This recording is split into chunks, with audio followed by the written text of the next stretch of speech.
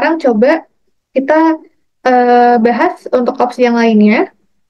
Pertama caranya kita coba bikin dulu nih si konfigurasi dari nomor atom X sama nomor atom Y. Nah, si X ini kan dia punya 17 ya. Berarti kita bikinnya yang ini aja yang gampang. Itu 2, 8, 7 sama 8 itu 2 sama 6. Nah, aku pakai yang ini karena kan kalau misalkan pakai yang satu s dua s dua itu kan sama aja. Cuman lebih ribet aja sih. Jadi aku lebih betternya pakai yang konfigurasi kulit kayak gini.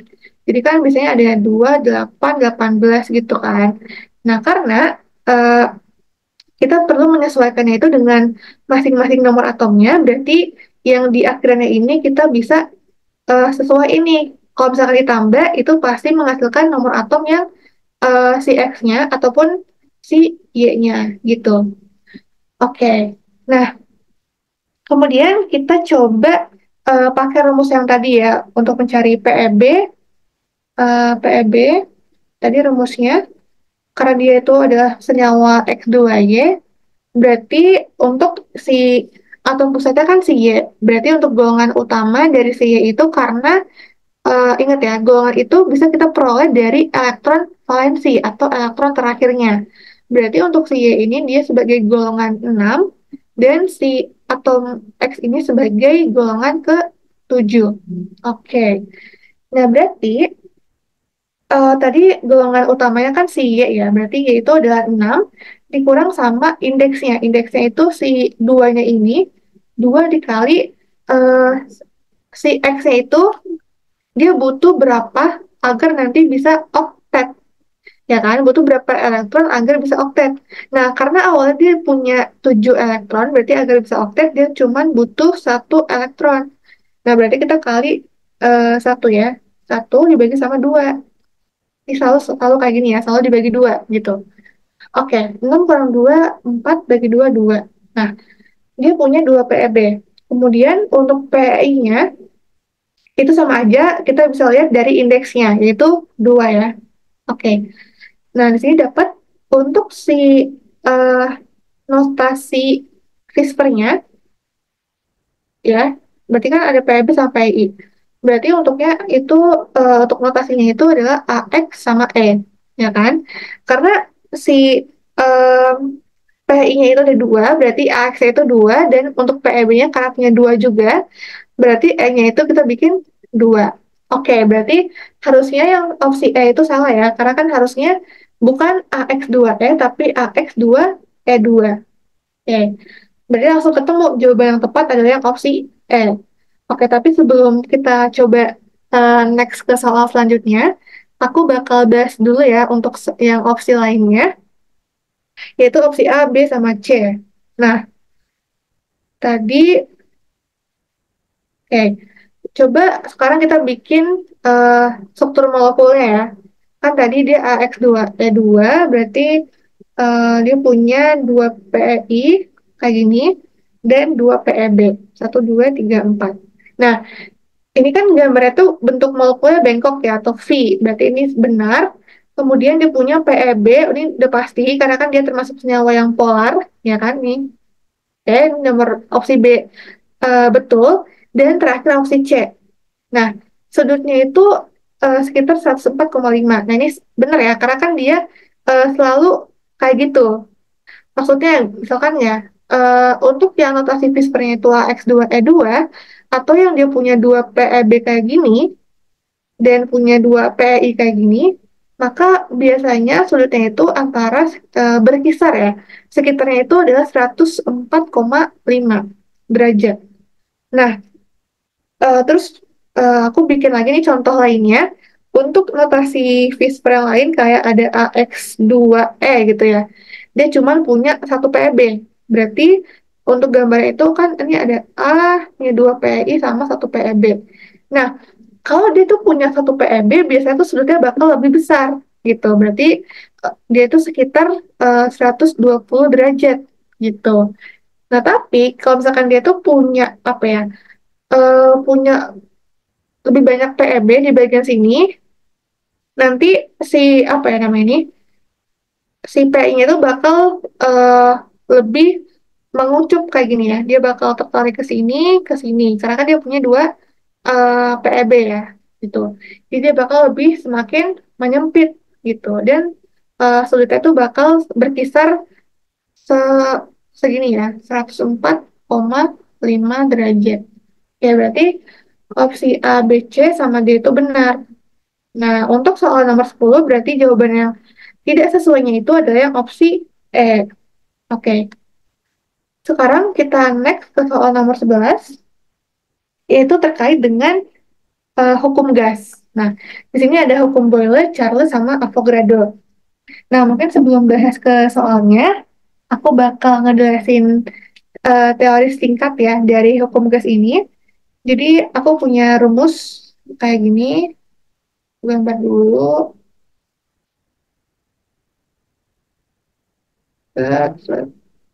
Nah, jadi ini biar lebih apa ya, gampang aja sih dihafalnya. Di bagian sini ada P, ada V sama T. Di bagian sini ada B, G sama C. Nah, pertama, B ini melambangkan hukum Boyle, yang dimana rumusnya itu antara si P sama si V-nya. Nah, berarti Boyle itu punya rumusnya, yaitu P1 kali V1 sama dengan P2 kali V2.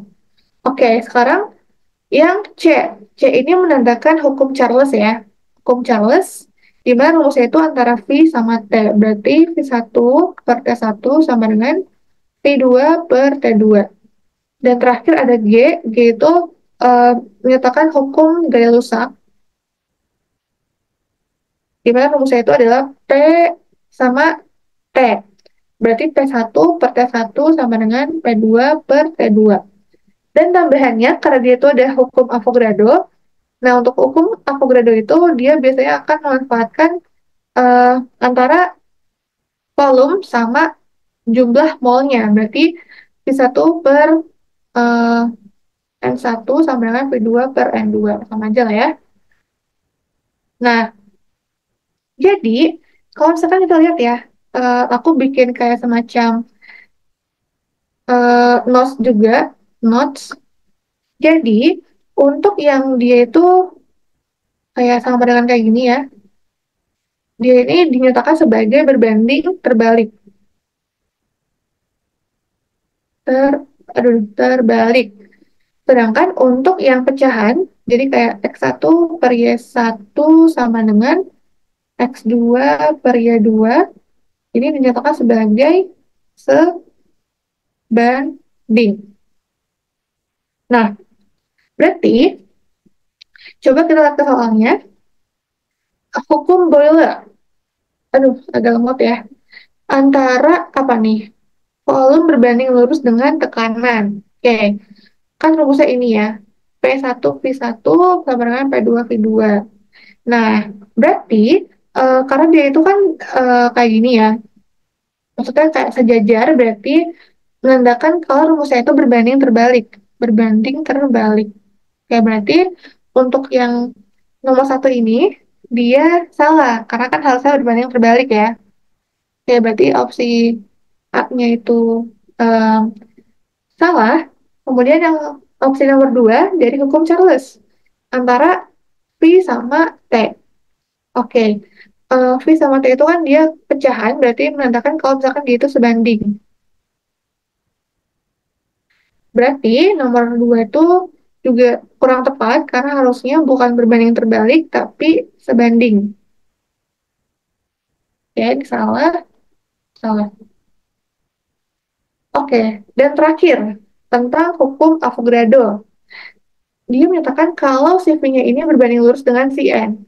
Nah, karena eh, si persamaan rumusnya itu sama-sama pecahan, berarti dia menandakan kalau persamaannya itu sebanding ya.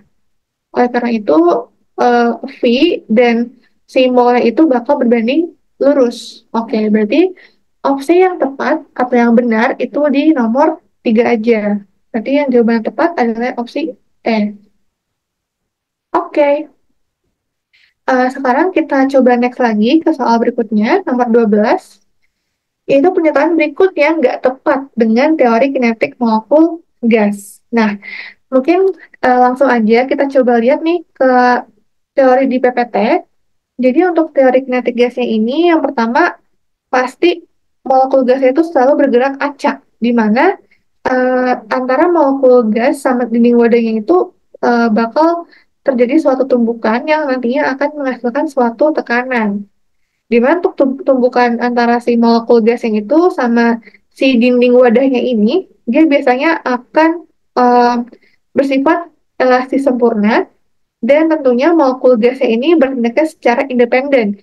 Jadi dia nggak bakal apa ya, dia bakal berdiri sendiri dan nggak ada gaya tarik di antara molekul-molekul gasnya karena mereka sangat berjauhan ya. Jadi karena mereka sangat-sangat berjauhan, itu nggak bakal ada yang tuh yang namanya gaya tarik gitu.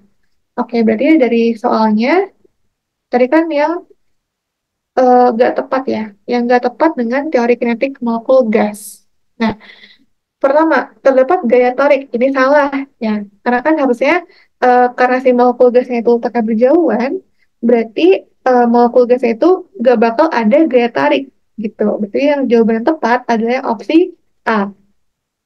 Tapi sebelumnya coba kita lihat lagi ke opsi lainnya, yaitu opsi B, di mana gasnya ini dipisahkan sangat berjauhan, ini benar, dan bertindak secara independen, ini benar ya. Kemudian tumbukan molekul gas sama dinding wadah yang menghasilkan tekanan, itu benar. Kemudian molekul gas selalu bergerak acak benar, dan tumbukannya itu bersifat elastis sempurna juga benar. Oke, apa?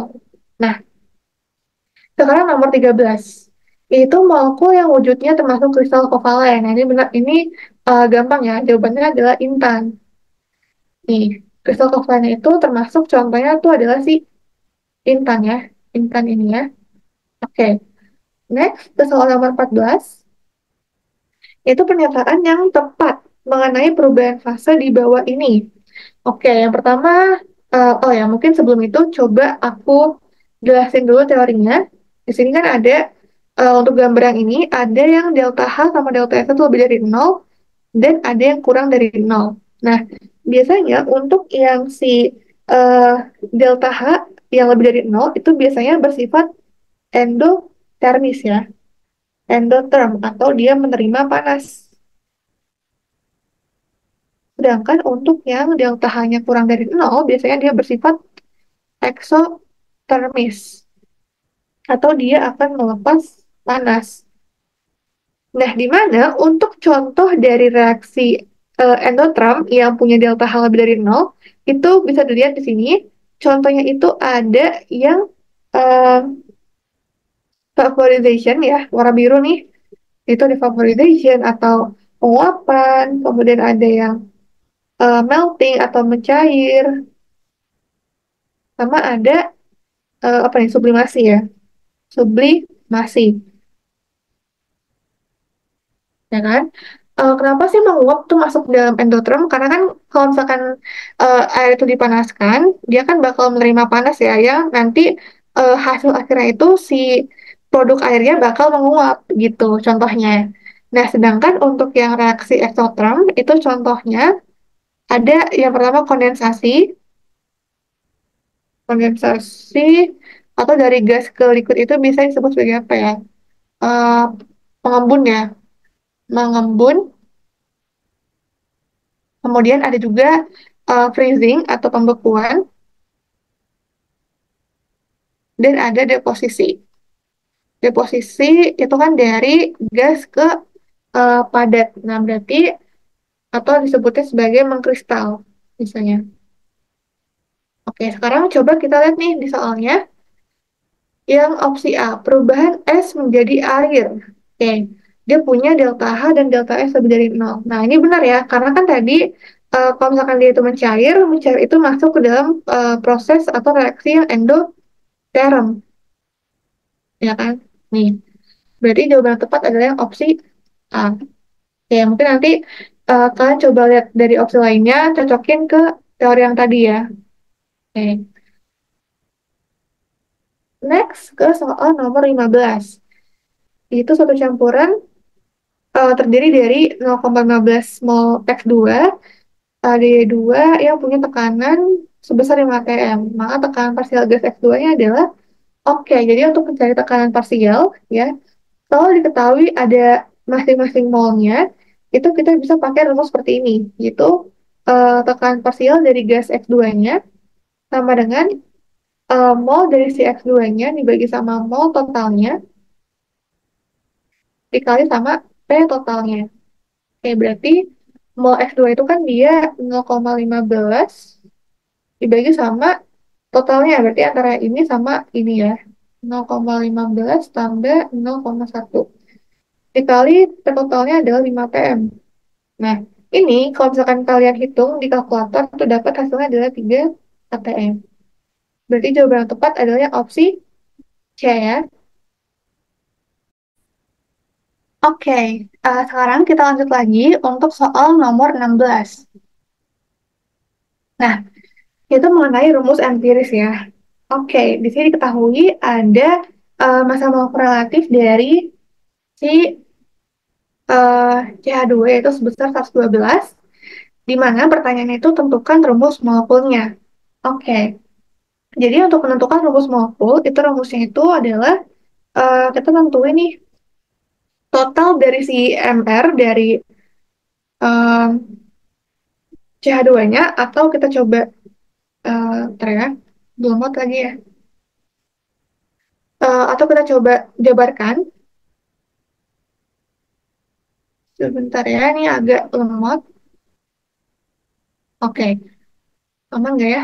Oke, sudah. Nah, atau kita jabarkan dari si MrCH2-nya. Berarti kan dia terdiri dari ARC dan juga ARH, di mana si H-nya itu punya indeksnya 2. Berarti 2 kali ARH. Oke, ini ARC tambah 2 kali ARH. Terus kita bikin suatu apa ya, simbolnya X gitu ya untuk menentukan nanti pengalian sebagai rumus molekulnya sama dengan massa molekul relatif.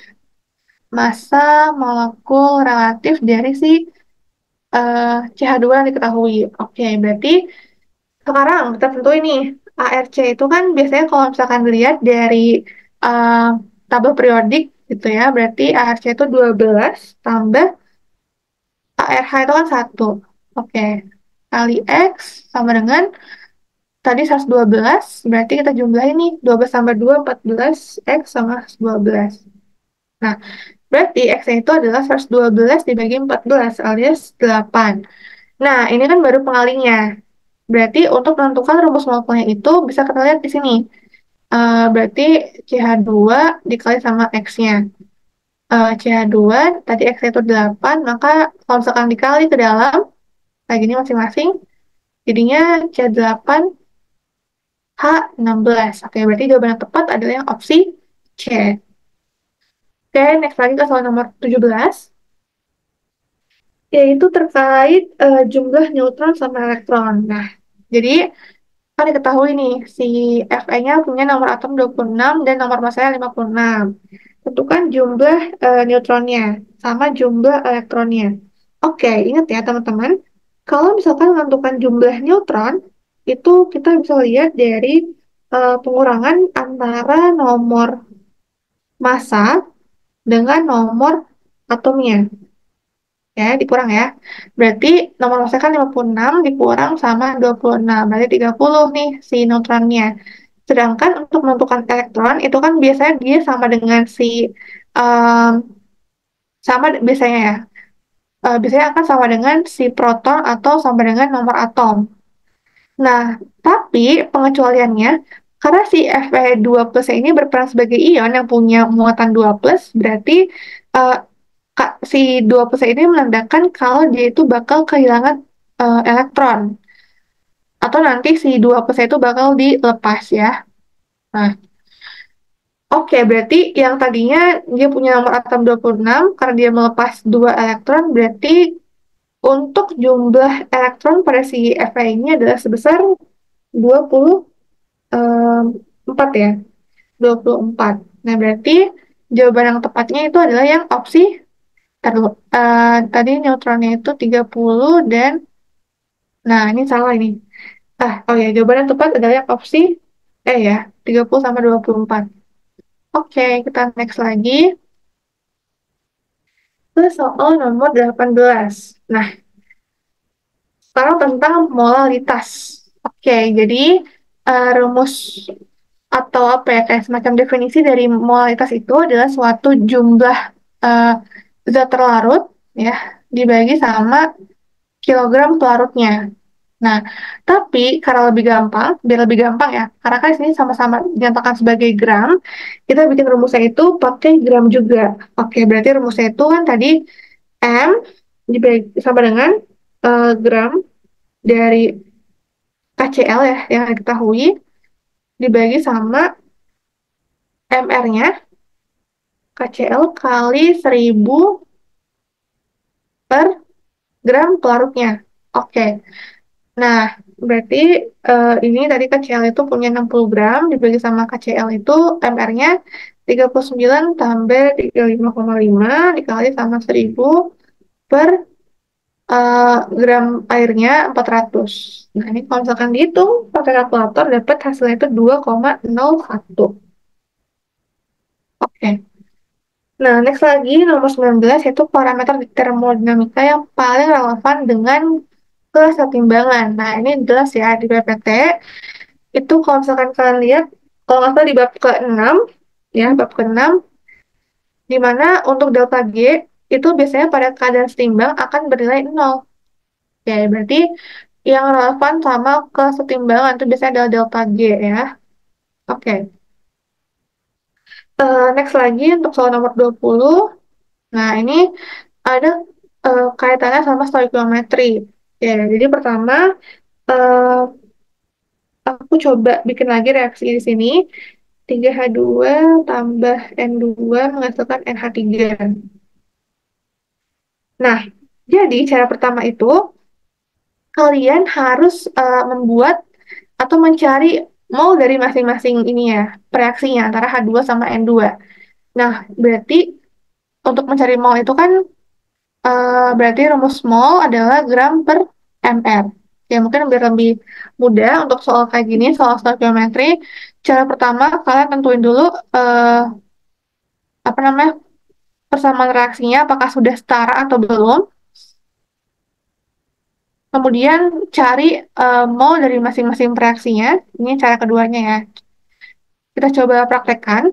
Tadi untuk mol dari si H2. H2 itu gram per mr.